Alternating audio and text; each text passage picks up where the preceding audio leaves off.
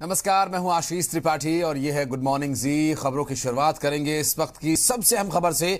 सोनीपत के कुंडली सिंघू बॉर्डर को ट्रैफिक के लिए अब खोल दिया गया है।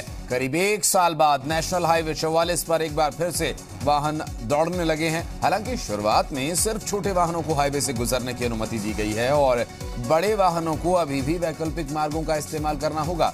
शुरू में केवल छोटे और हल्के वाहनों को यहां से गुजरने की अनुमति है। छोटे वाहन नेशनल हाईवे 44 से दिल्ली में प्रवेश कर सकते हैं। सड़कों से सभी तरह के अवरोध हटा दिए गए हैं और अब हाईवे बहाल कर दिए गए हैं।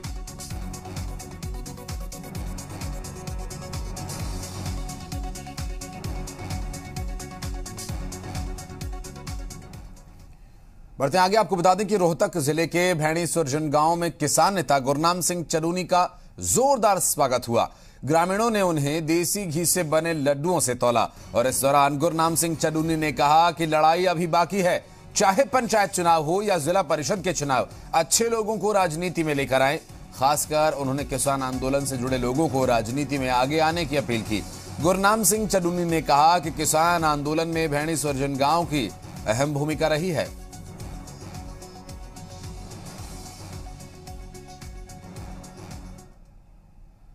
हरियाणा में पुलिस ने मंगलवार को नशाखोरी के खिलाफ विशेष अभियान के तहत प्रदेश भर में 1169 जगहों पर छापेमारी की और इस ऑपरेशन को 3315 पुलिस अधिकारियों और कर्मचारियों की 442 टीम्स ने अंजाम दिया।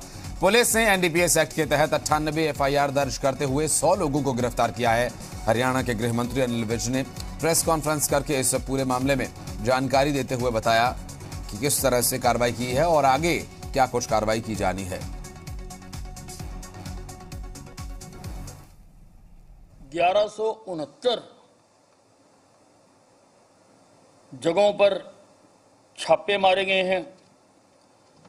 3315 पुलिस के कर्मचारी इस सारी ऑपरेशन में लगे हैं। 98 एफआईआर दर्ज की गई हैं अंडर एनडीपीएस एक्ट और 100 लोगों को गिरफ्तार किया गया है। और 17 दिसंबर से शुरू होने वाले हरियाणा विधानसभा के शीतकालीन सत्र में हरियाणा कांग्रेस सरकारी भर्तियों में भ्रष्टाचार के मामले को लेकर काम रोको प्रस्ताव लाने की तैयारी में है। कांग्रेस विधायक बीके बत्रा ने रोहतक में इस बाबत जानकारी दी। कांग्रेस विधायक ने बताया कि बेरोजगारी, डॉक्टर्स की कमी, विश्वविद्यालय की स्वायत्तता के मुद्दे भी इस सत्र में प्रमुख रहेंगे। और बीके बत्रा ने रोहतक जिला प्रशासन पर भी गंभीर आरोप लगाए। उन्होंने आरोप लगाया कि जिला प्रशासन प्रोटोकॉल फॉलो करवाने के बजाय पूर्व मंत्री मनीष ग्रोवर के दबाव में काम कर रहे हैं। गीता जयंती को आप महोत्सव को अंतर्राष्ट्रीय महोत्सव मना रहे हैं, आप बात करिए, और सरकारी स्तर पे मना रहे हैं, तो ये what is that? This is a mockery of the system. Why I how hold responsible this deputy commissioner that why and how you have taken a decision to make him the chief guest, which is not holding any post.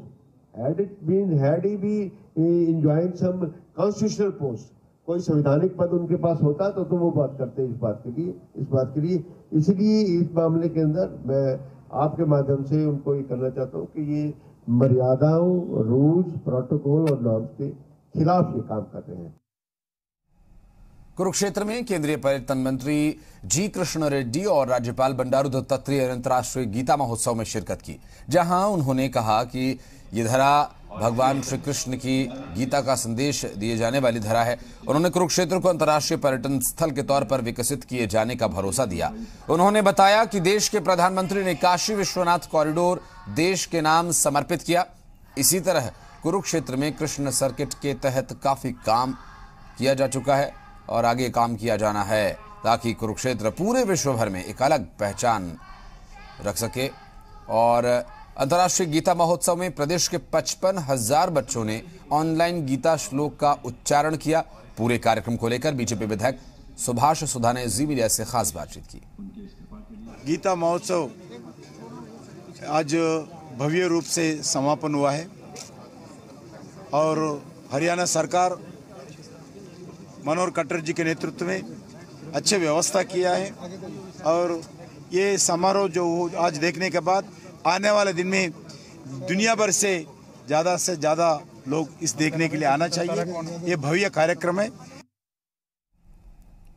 हमारे साथ थनेसर के विधायक हैं जो लगातार गीता जयंती में यहाँ पर उनका सहयोग बहुत बड़ा रहता है, कुरुक्षेत्र में भी सहयोग बहुत बड़ा रहता है, लगातार गीता जयंती में आते रहे और हमारे साथ हम बात करेंगे। जी विधायक जी, क्या कहेंगे? आज बच्चे हैं जो सहयोग पढ़ रहे हैं। देखिए, सर्वप्रथम मैं गीता जयंती का उत्सव जो हमारे यहाँ मनाया जा रहा है, ये इंटरनेशनल स्तर पर मनाया जा रहा है। मैं सर्वप्रथम प्रधानमंत्री नरेंद्र मोदी जी का, हरियाणा प्रदेश के मुख्यमंत्री जी का धन्यवाद करूंगा, जिन्होंने एक बहुत छोटे से उत्सव को आज बड़ा उत्सव बना दिया। और पिछले महामारी के कारण, कोरोना के कारण लगभग 2 वर्ष तक गीता जयंती का उत्सव नहीं आया, लेकिन अब की बार गीता जयंती का उत्सव हमने अपने छोटे स्तर पर किया था, लेकिन जनता ने जिस प्रकार से हमारा सहयोग दिया बहुत बड़े स्तर पर हुआ और स्पेशल मीडिया ने बहुत बड़ा सहयोग दिया। इसके साथ साथ कहूँगा, आज गीता के यहाँ पर 1100 बच्चों को अपना गीता चैंटिंग की जाएगी।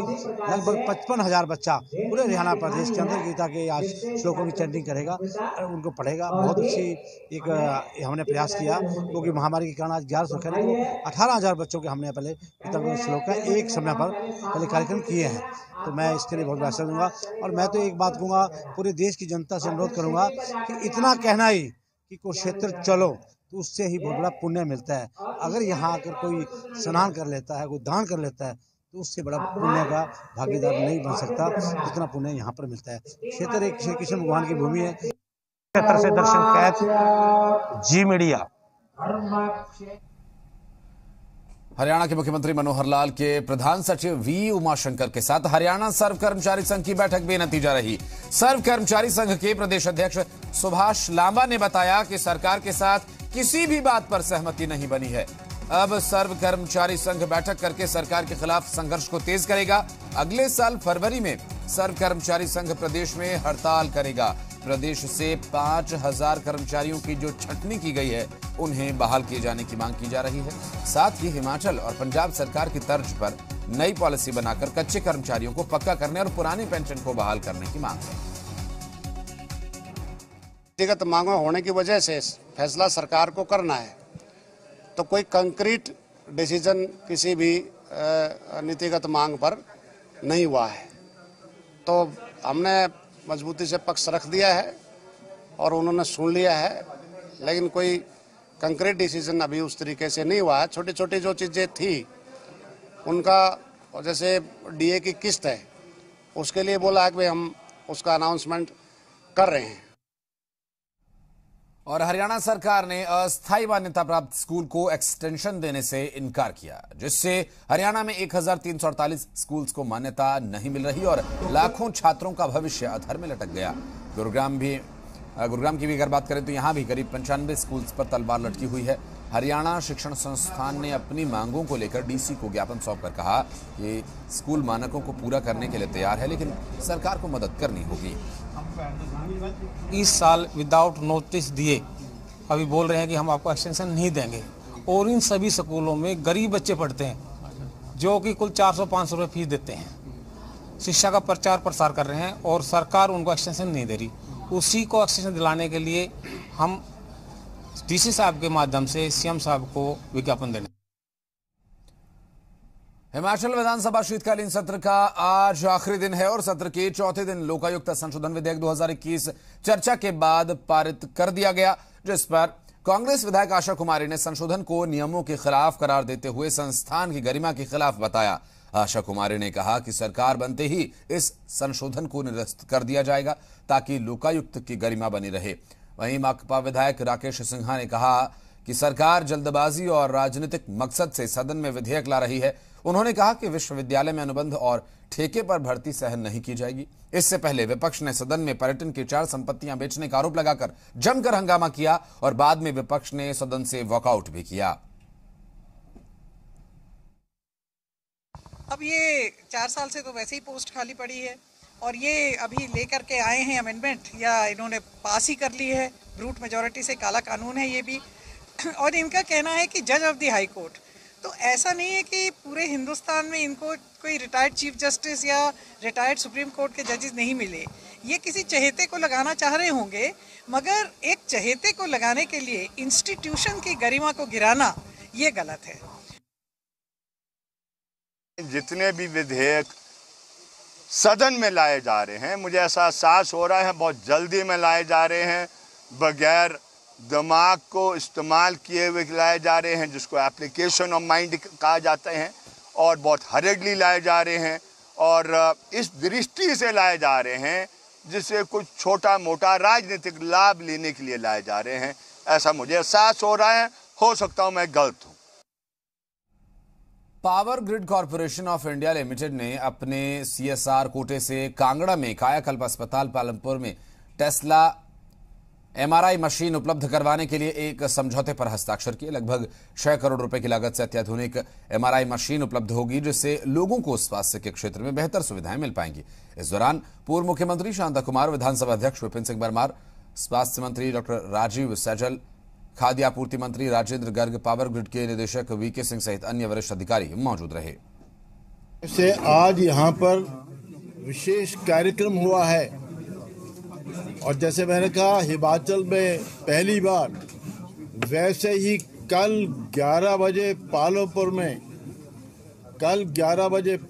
में 29 साल पुराना मेरा सपना पूरा हो रहा है।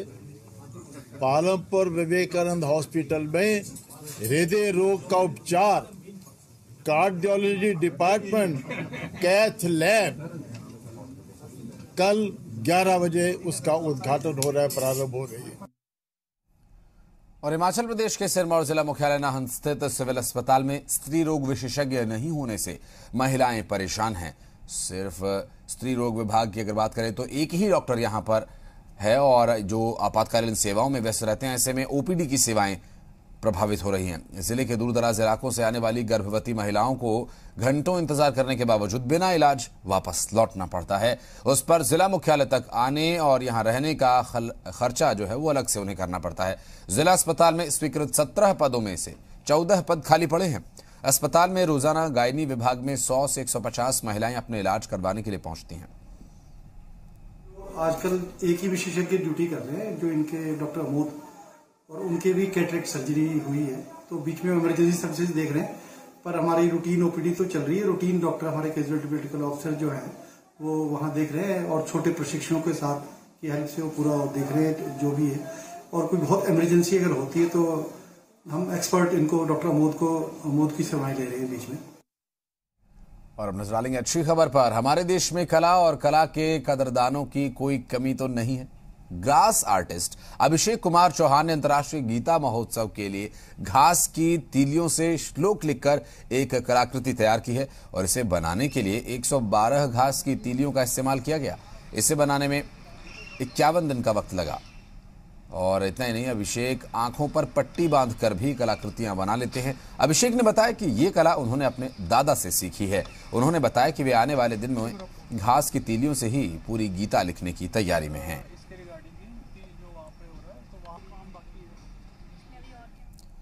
और यहां रुकेंगे एक छोटे से ब्रेक के लिए, लेकिन आपका हो जाएगा। ब्रेक के बाद दिखाएंगे आपको 3 मिनट में 30 बड़ी खबरें।